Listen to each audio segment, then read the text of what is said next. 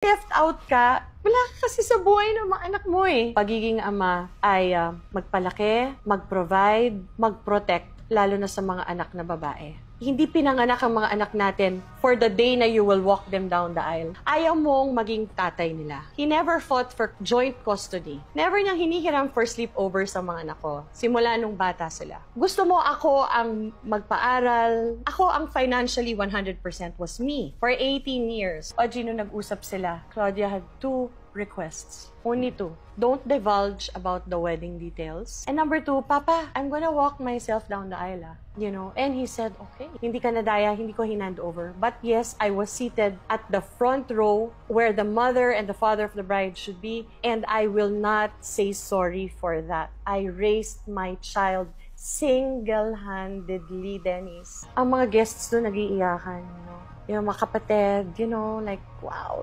Claudia's getting married. Bakit ang iniiyak mo yung hindi ka nakalakad? This is not about you. Ang mga iniiyak mo, tungkol pa rin sa iyo to. Ang parents' love is a sacrificial love, you know? We sacrifice for our children. Binigay mo na sana yung araw na yun sa bata. Hindi mo na nga pinalaki. Hindi mo na nga inalagaan. Hindi mo na prinotektahan. Bigay mo na yung happiest day of her life sa kanya.